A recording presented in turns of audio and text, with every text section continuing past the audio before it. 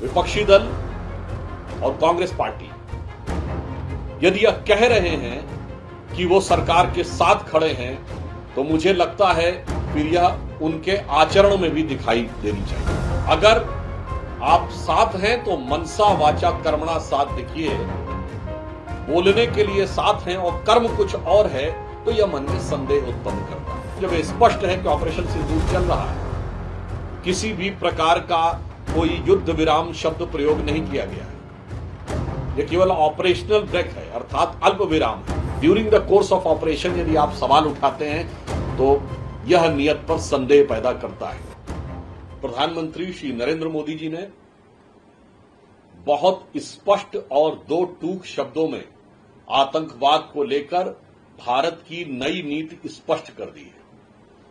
वो ये है कि आतंकवाद के साथ कभी वार्ता नहीं हो सकती, खून और पानी एक साथ नहीं बह सकता, और आतंकवाद के किसी भी आक्रमण का प्रभावी प्रतिकार और प्रहार किया जाएगा। ये अब भारत की नई स्थापित नीति है। It is now established new normal. विपक्षी दल और कांग्रेस पार्टी यदि यह कह रहे हैं कि वो सरकार के साथ खड़े हैं, तो मुझे लगता है फिर यह उनके आचरण में भी दिखाई देनी चाहिए। अगर आप साथ हैं तो मनसा वाचा कर्मणा साथ दिखिए, बोलने के लिए साथ हैं और कर्म कुछ और है, तो यह मन में संदेह उत्पन्न करता है। ऐसा मैं इसलिए कह रहा हूं कि जब स्पष्ट है कि ऑपरेशन सिंदूर चल रहा है, किसी भी प्रकार का कोई युद्ध विराम शब्द प्रयोग नहीं किया गया है, यह केवल ऑपरेशनल ब्रेक है, अर्थात अल्प विराम है, तो बहुत साफ बात है। During the course of operation यदि आप सवाल उठाते हैं तो यह नियत पर संदेह पैदा करता है। पूर्ण विराम आने दीजिए, उसके बाद आप किसी भी प्रकार का यदि विचार रखते हैं अथवा संसद के सत्र की बात करते हैं तो यह बात समझी जा सकती है।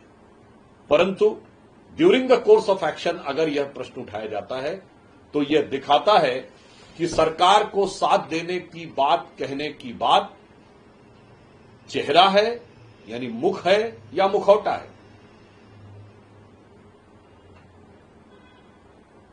दूसरी बात यह है कि भारत सरकार ने स्पष्ट रूप से यह कह दिया है कि भारत और पाकिस्तान के बीच विषय द्विपक्षीय माध्यम से ही इसका समाधान संभव है। इसमें किसी भी अन्य मध्यस्थ की कोई संभावना नहीं है।